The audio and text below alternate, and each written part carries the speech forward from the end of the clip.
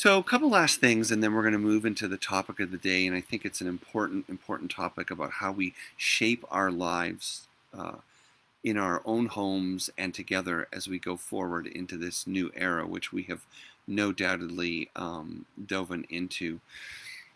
We are going to be celebrating Pride Month this week. Usually in June, we celebrate diversity all month with a great focus on the LGBTQ community. So, starting this week, our explorations will be addressing that. Our Sunday service will be addressing that. And we will also be letting you know about the virtual live Pride Parade. Now, the last thing I have to share before we begin is actually something that might be a bit disturbing and sad for many of you. We found out that just this week, Friday morning, our dear friend, Jean May, who was one of the fearless and tireless kitchen volunteer leaders for a very long time, that's probably how you would know her, that she passed away. She passed away in her sleep, and so we are grateful that we understand she did not suffer. She had a heart attack. But I want to say that Jean May is someone who so many of us knew. And she touched our community in all kinds of different ways. Sometimes she was feisty, sometimes she was challenging, but she was determined to learn and grow and connect and serve. And I've connected with her family and one of her friends, and what I know is that Althea meant the world to her, and your participation in Althea by extension meant the world to her, and that really she was feeling this year like she had come to this incredible new place in herself and in her life. I knew that. We actually met not that long ago, and even began to heal relationships in her life and reconnect with family in incredible ways. And so while this passing is shocking and sudden and unexpected, I also feel a lot of love and gratitude for Jean and blessings for her on this next stage of her journey, and so glad that her spirit, her soul, could know such connection and fulfillment in this life before passing to the next. So please keep Jean in your hearts, in your minds, in your prayers today and the days to come. Of course, prayers for her family. Love and blessings, dear Jean. Wherever you are watching and listening right now, we love you. We are with you, and we are opening the way for whatever your journey brings you to next. So, love and blessings. On that note, we're going to, I guess, really dedicate our service to Jean, and of course to this extraordinary time of change, of transformation, of upheaval. And so what I'd like to do is begin with a couple of readings and then go into our kind of meditative prayer, and from there into our statement of being. So the theme very much today is about looking forward. We are no longer anticipating times of change. We are in a time of change. We are no longer anticipating what the next world will bring us. We are starting to see the first sprouts of that and trying to reconcile what it means, whether it's worldwide pandemics or anti-racism or anti-sexism or ending homophobia. There are so many things that we are now in the middle of. It is no longer something for the future generation. We have stepped into it. So let's keep this in mind as we close our eyes and take a deep breath. Feel yourself slowing down and settling down. And let the words of these prayers bring you to a place of centeredness and conviction for the transformation of your life and our world.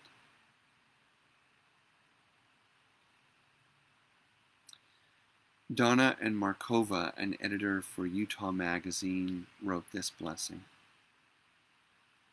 May I, may you, may we not die unlived lives.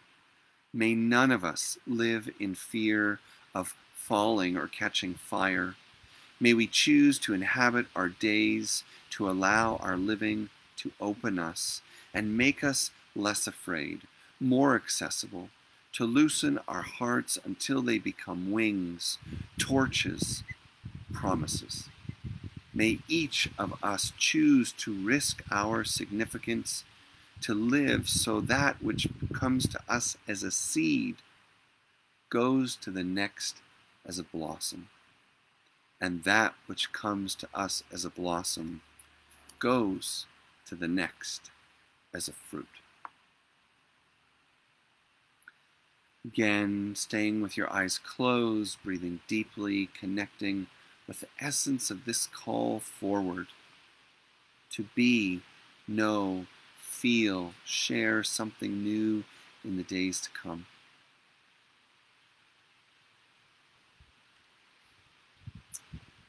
An economist, Hazel Henderson, wrote this incredible poem, this prayer. She's also an author and a beautiful writer. Each day, I recommit myself to the almighty power of universal love and the evolutionary life force of which I am a small part. I will always be guided by this source for my eternal being and will walk in faith and hope for life on this earth and always seek those who share this feeling as my companions in love and light. I balance my energy and joy and in serving my highest purpose, my universal self. So continuing, eyes closed, really concentrating on the exhale now. Long, long, extended exhale.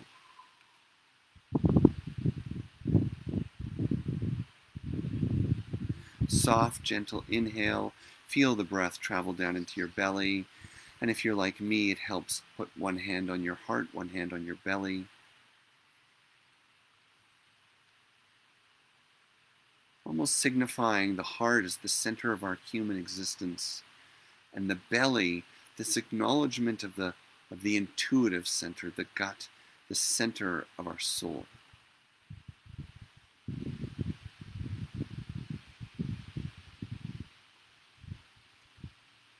Really concentrating on the exhale, taking your time as we come into stillness, silence.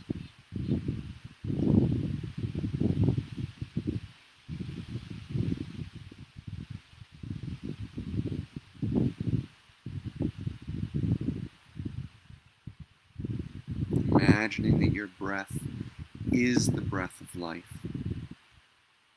Breathing in spirit, vitality, peace, and the awakening energy of the true nature of spirit in self and life. And so we pray, each in our own way, and yet together as one,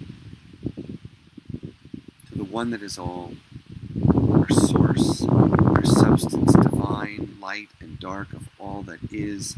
Dear God, angels, ancestors, grandmothers, grandfathers, guardian spirits, to all that watch over and bless us, today we give thanks.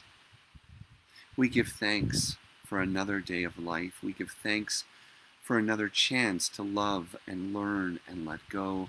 We give thanks for all that we are related to and pray that we would be good relatives, that we would learn what it means to live in love and peace and harmony as advocates and activists for each other and the presence of spirit in life. Today we honor our dear beloved community member Jean. Blessings for you and this great adventure ahead.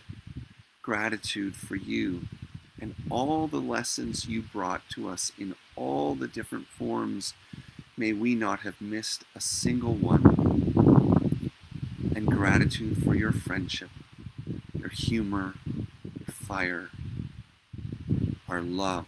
Our love goes with you. Blessings today for all who live in uncertainty and illness as the world faces health challenges, pandemics, and all manners of crisis, from droughts and disasters to political instability, COVID, and beyond. We are with all those in need right now, and from our hearts, from our souls, we radiate all that is needed to bring them peace and healing in the highest. Special blessings around this world for all places, any places, and all people where there is discord from the spirit of life, disconnect from the spirit of life. May we come back into harmony, that we might know once again that we are all one in spirit, and that all beings, all people, regardless of race, gender, sexuality, income, must be dignified by our love and our listening. And that in this we look to our own homes, our own countries, and we vow, dear Spirit, to no longer be apathetic, to no longer let the problems of our neighbors remain as though we were untouched or untouchable. We will work together in spirit with spirit to bless and create a new world where there is peace and hope and wholeness for all. In this country, the United States, where so many of our Althea people are gathered, we send our love to all those who have been in pain, protesting, pleading for systemic change.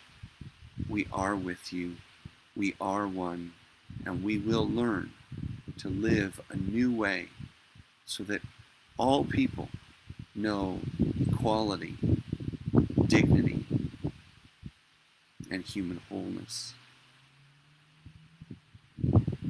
We take this time to honor whatever is in our hearts as we have come through so much uncertainty, so much struggle, and yes, so much heartbreak. So together, we hold up each other's prayers, whatever they may be, and whatever we need for, whatever we long for. We lift it to the light of Spirit, and together we say, Amen.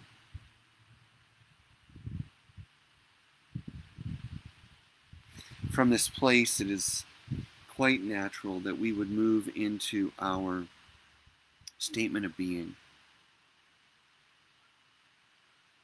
And the statement of being is something that is so easily, our statement of being in our community is something that is so easily thought of as a kind of metaphysical philosophy.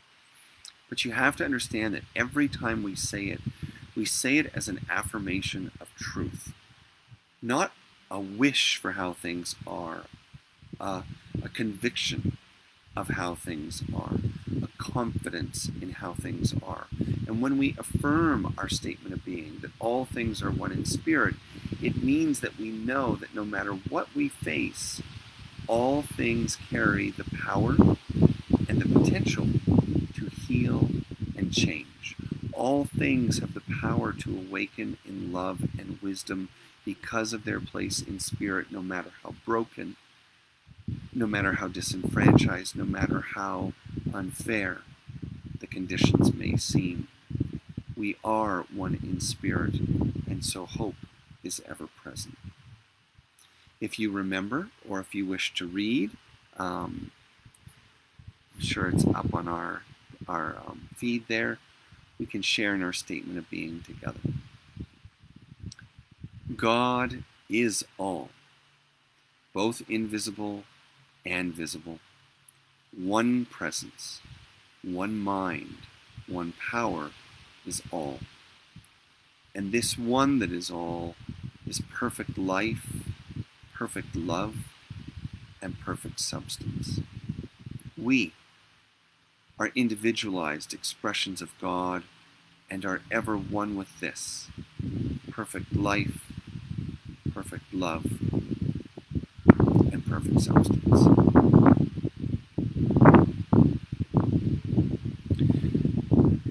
So, here we are, and it's almost like the new year. It's the middle of June 2020. I think a lot of us have been reeling, this week in particular. At least that was my experience from the community. That it seems as though this week we have come to maybe not a climax, but a kind of turning point where we have been through some of the greatest dynamics of our pandemic struggle. The landscape of conflict and division over who does what and how in social distance is more or less on the table. And from there, before we could catch our breath, we erupted into national intensity over the murder of George Floyd, as well as others. Breonna Taylor should remain named, and the many who have died at the hands of systemic oppression, if we could call it just that. There have been protests, there have been riots, and of course, there has been even more division unearthed politically, within parties, between ourselves, our friends and neighbors. And yet, as there is a kind of slowing down of that intensity, what most of us felt was a kind of extreme emotional exhaustion. What? What has this year been? We are 6 months into 2020, and it seems like we have seen and done and felt things we never thought we would experience. And yet here we are.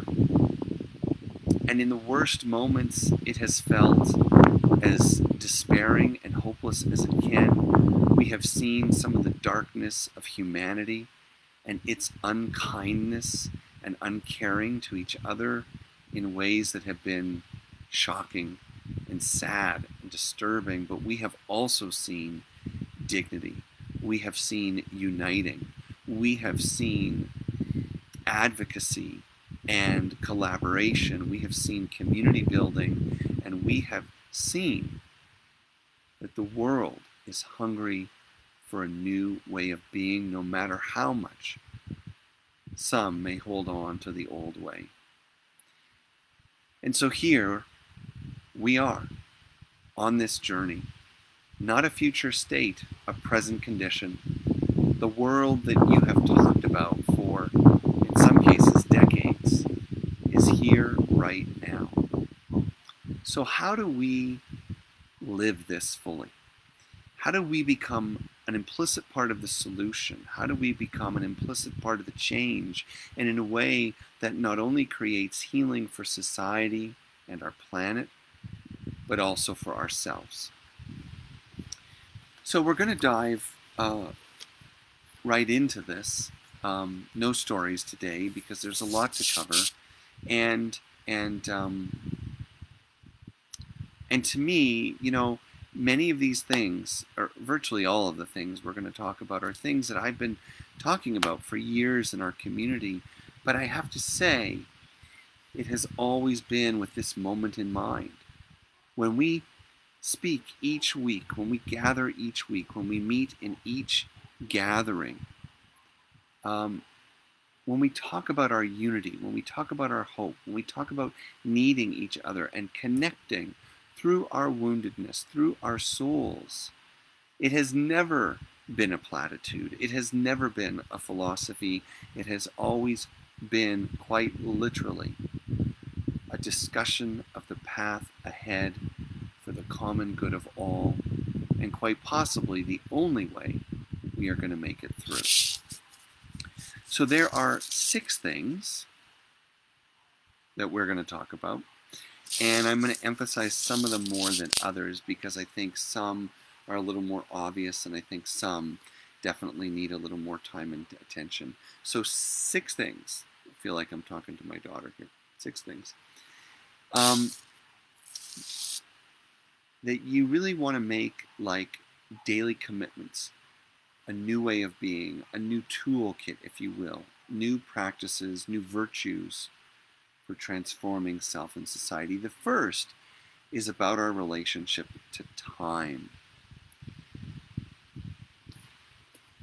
What we have experienced until this moment is that the chronological measure of time, the empirical, digital, watch-like measure of time, has ruled our lives as though life should go according to clock.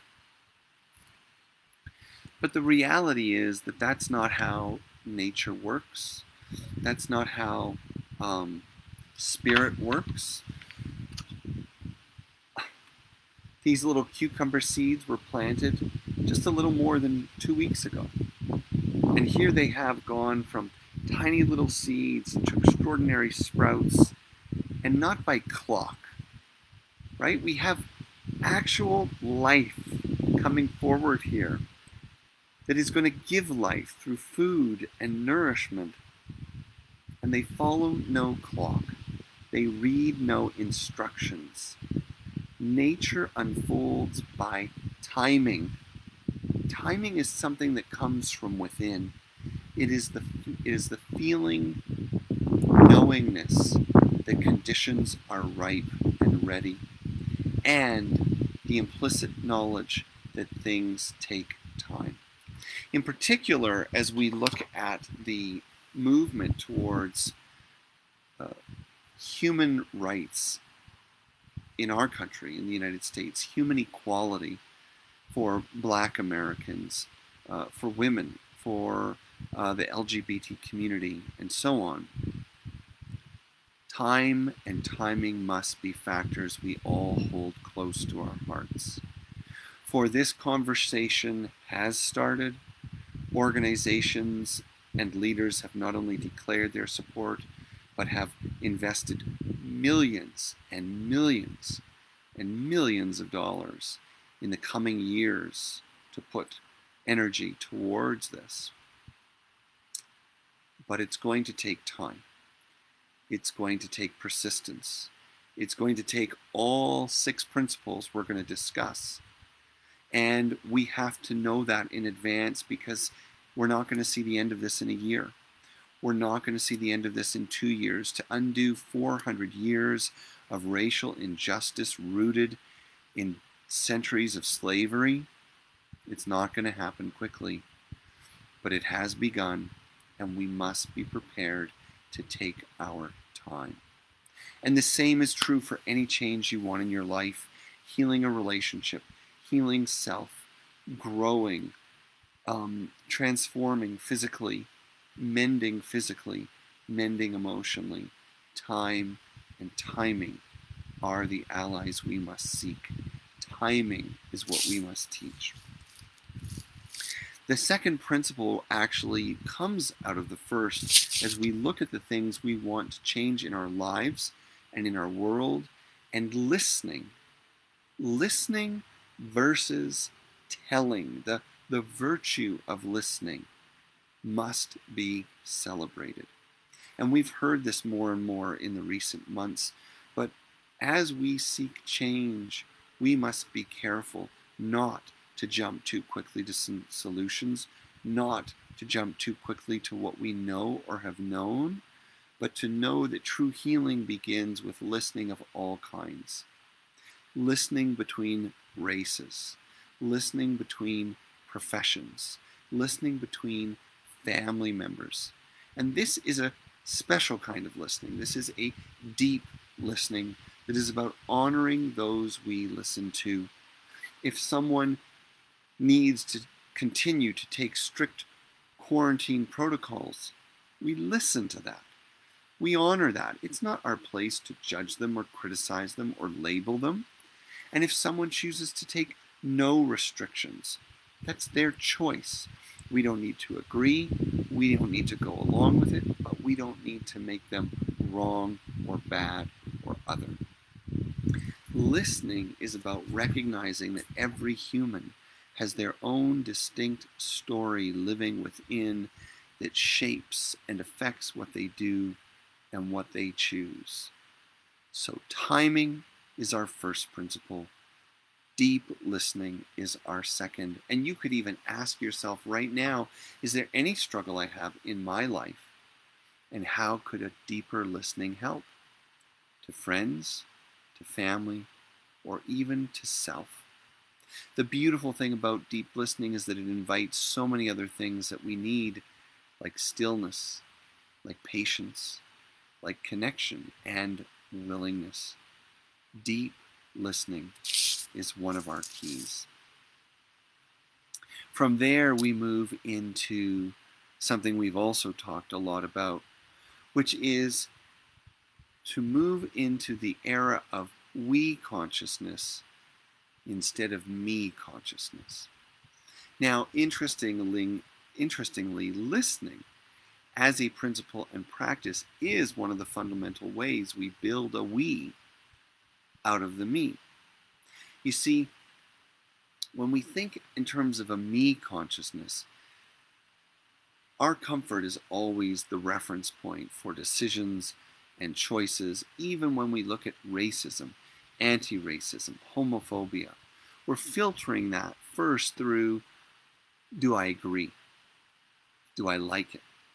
Does it serve me? Am I okay with this? Rather than starting with the we principles, listening, timing, openness, curiosity. When you invite someone to share who they are and you receive it with open-heartedness, you build a we immediately. And one of the things that we realize as we live in this time of truly understanding the diversity of our world is that precious, timeless irony that the more we dignify and honor our diversity, the more we uncover our unity. But when we flip it, we run into trouble. When we expect everyone to be like us, feel like us, act like us, or even think of freedom and race and sexuality like us, then we are imposing me on the we, and we are extinguishing the very power of life. Life, all around us on this planet, thrives by diversity, and diversity thrives through the web of life, through the consciousness of we. Each plant, each creature, each human, interdependent and interwoven in ways that we can still scarcely imagine. So we start our conversations with listening and a curiosity about the common good. That's the we consciousness. You want to heal something in your relationship? Don't start with what you're sick of and what you need. Start with what you miss or long for in the we, in the togetherness. Ask the other, your other, what they long for in the we or the togetherness. Build the we, and then each of the me within will find their place and path. The fourth one is to create a new balance between nature and technology. Of course, we have explored this before, and it's quite amazing because the COVID pandemic initially cast us all strictly into limited quarters, and in some parts of the world, people were quite literally inside for 2 months, not even being allowed, not being allowed to go outside, not being allowed to go to parks. And so we came to recognize that we can be connected by the digital world, and we came to recognize the great gifts of the digital universe. But many of us also quickly became burnt out of that. Many of us also became quickly aware of the flatness of that world, and we needed to get outside. We needed to find our sustenance and our nourishment in nature. And as it would happen, at the end of all this quarantine, the number one place that scientists and doctors are recommending us to go is outside. That fresh air, sunlight, being in natural settings is the safest and most vital and vibrant setting for us. So nature comes with its gifts and blessings to heal us, to help us. From nature, we are reminded of our collective consciousness. In nature, we are reminded of the importance of listening, and in nature, we understand that everything unfolds according to timing, seasons, cycles, days, hours, all of it, a dance more than a science. So nature must be our first place.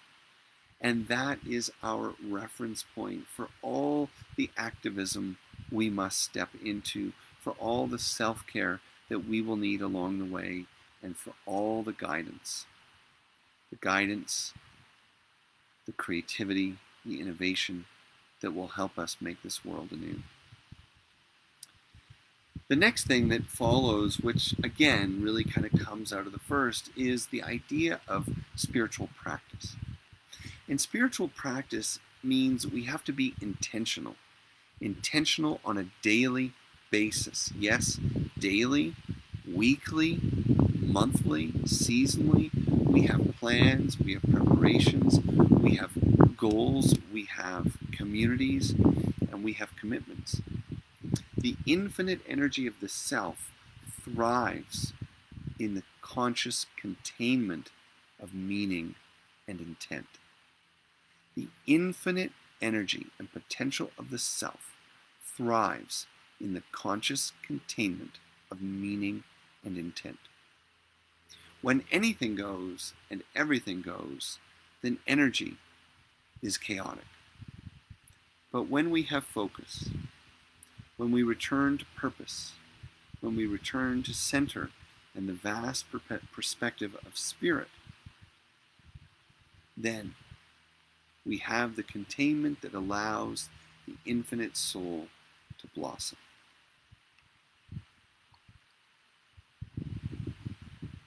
So, what I recommend is you set up 2 types of practices in your life.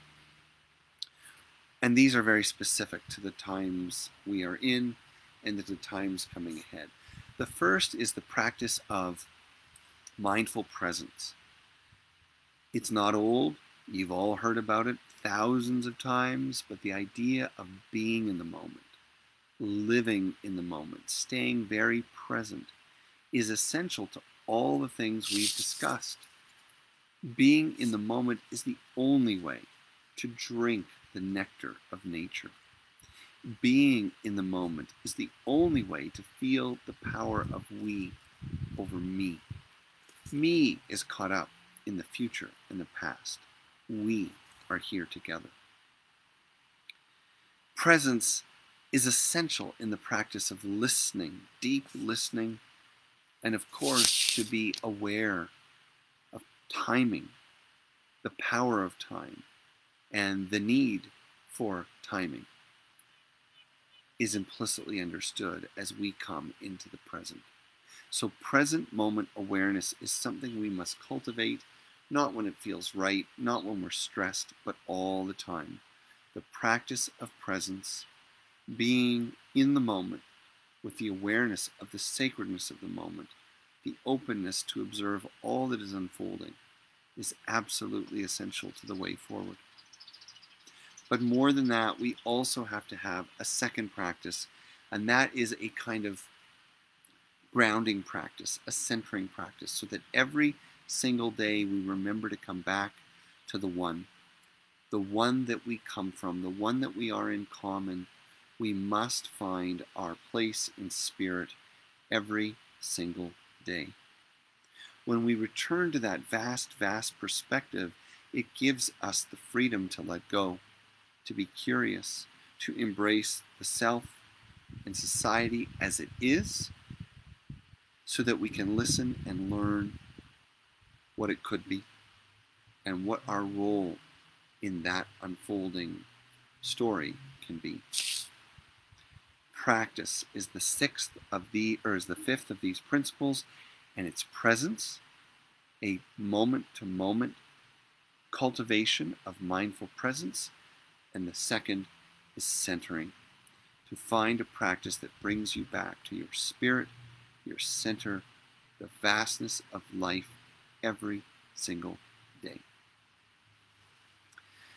But the last one that I want to talk about is the significance of moving our culture from being a culture obsessed with intellect and knowing to a culture that wholly embraces the power of feeling.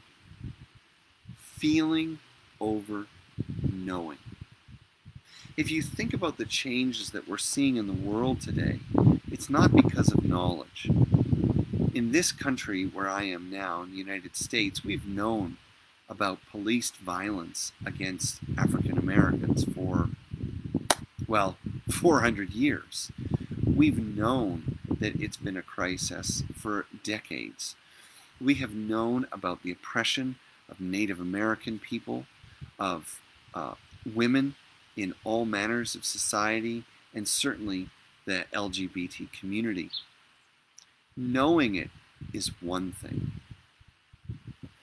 But when we see the images of a video, when we see the tears of our brothers and sisters, we feel something.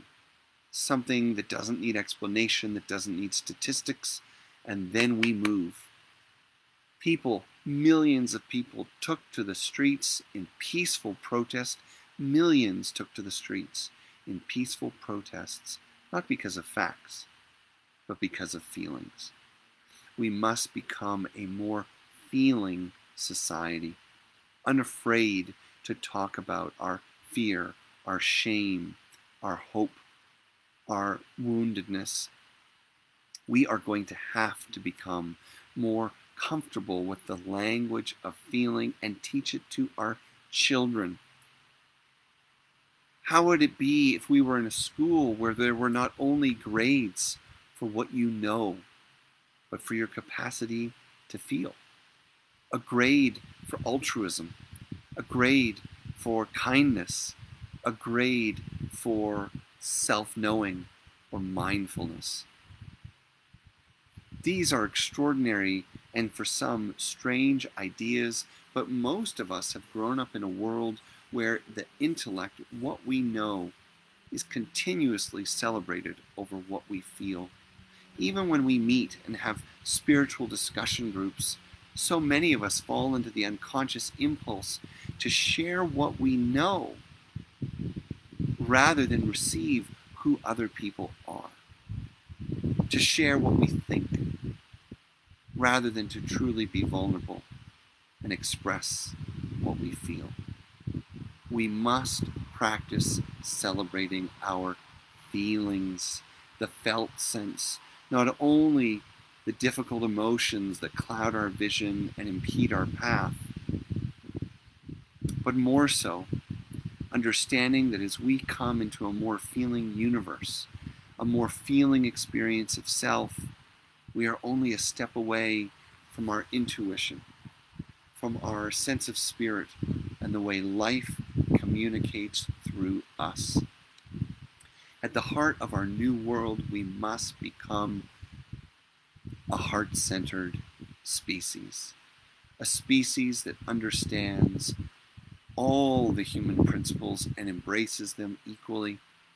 This is the era of the feminine consciousness, and we see timing, listening, collective consciousness, nature, practices of presence and centering, and the central importance of feeling expressed in the only path that will be sustainable economically, biologically, environmentally, socially, culturally, and personally.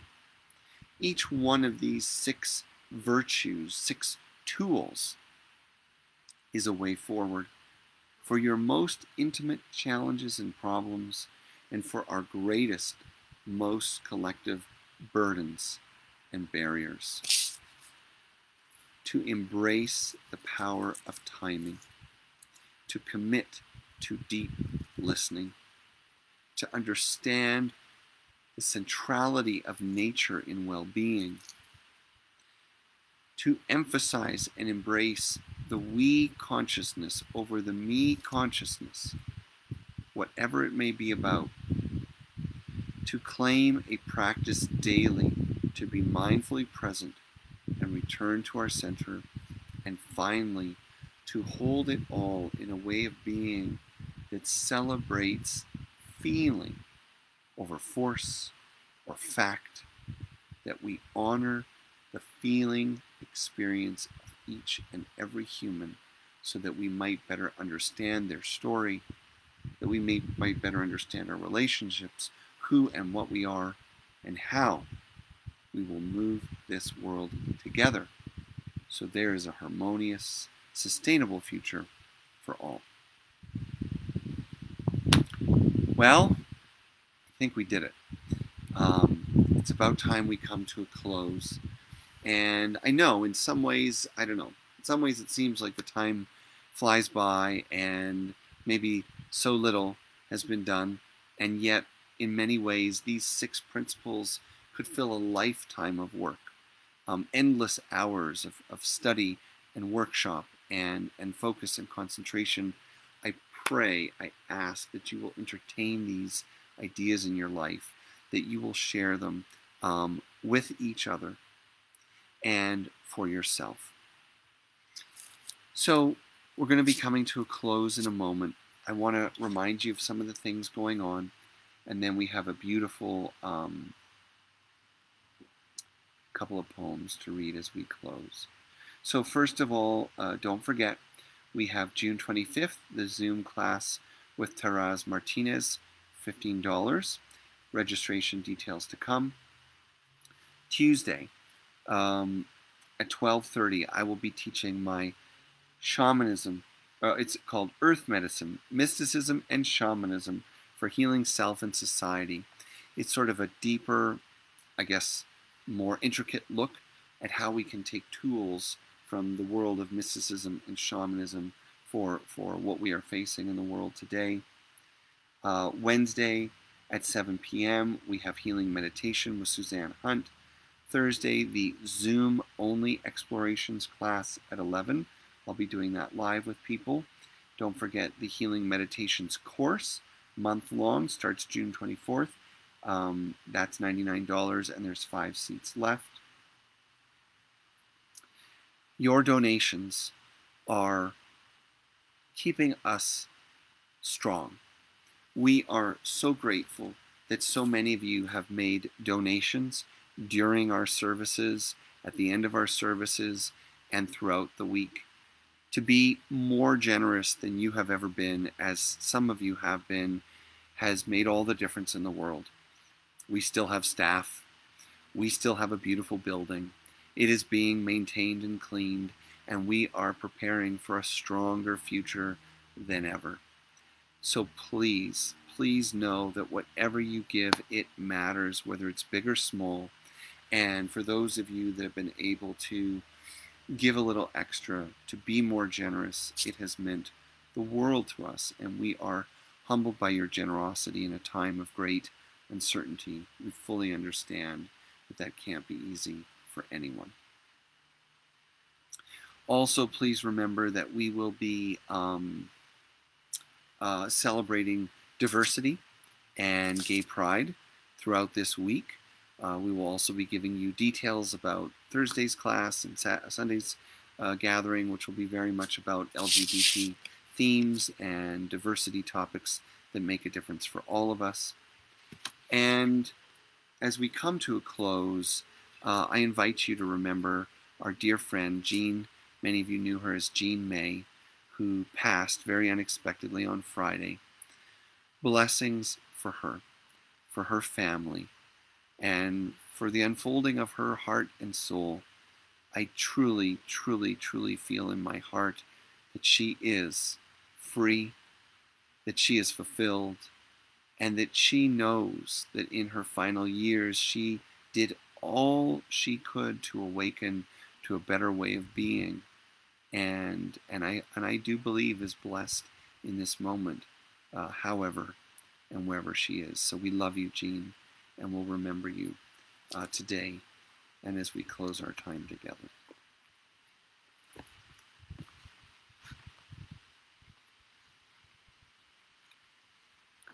So we have two poems, two prayers to close with. And I'm going to invite you to take a breath, to slow down, to settle down. If you're trying to remember all the things I said, it's okay. They're going to be posted in the newsletter, on Facebook, and on our website. If you're scrambling to make your donation, yes, please do it, but take a moment with us now. There's a link to make that donation on our feed, and you can always find that on our website. But before we change our thoughts and distract and move into the day, let's just gather one last time, connecting our breath, closing our eyes, and remembering as we close our eyes that maybe sometimes this is the only way we can see the truth, feel the truth. With eyes closed, distance disappears. Race disappears. Age and difference disappear in the darkness of our closed eyes. Perhaps we see more truthfully. We feel more truthfully. We are together. Every one of us, everyone watching this now and in the future, when your eyes are closed, open your heart and feel the presence of each heart, each soul, each mind, affirming the oneness of life and longing for a better way. We are together in this, closer than we could ever imagine. And so we offer these closing readings as a prayer for each other, for our own healing and self-care, and for the nourishment of a better world for all immediately. Peace and blessings, love and wisdom, radiating from the beauty of diversity. Jack Kornfield, the great Buddhist teacher and psychotherapist, wrote, "My simple prayer is that in all things I learn to love well, that I learn to touch the ever-changing seasons of life with a great heart of compassion, that I live with the peace and justice I wish for the earth, that I learn to care fully and let go gracefully, that I enjoy the abundance of the earth and return to it from the natural generosity that is our human birthright, that through my own life, through joy and sorrow, in thought, word, and deed, I bring benefit and blessings to all lives, that my heart and the heart of all beings would learn to be free.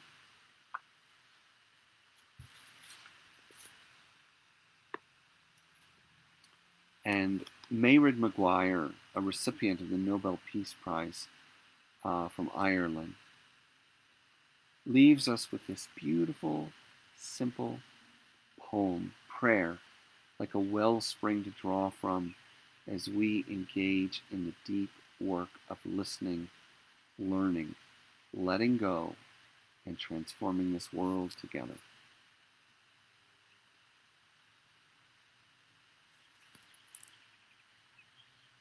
Take time to listen to the birds, the waves, the wind. Take time to breathe in the air, the earth, the ocean. Take time to be still, to be silent, to allow God to fill you up with deep peace and love. May it be so. I wish you all a beautiful day and better days ahead, knowing that it won't always be easy, but we can do it. We will keep our hearts open and our minds open, and we won't be afraid to be uncomfortable. We will nourish ourselves daily in love, and we will begin the activism and the work and the effort and the energy that it takes to reveal our truest self and soul and bless this world with harmony for all beings everywhere. Thank you. Love you all, and we'll see you soon.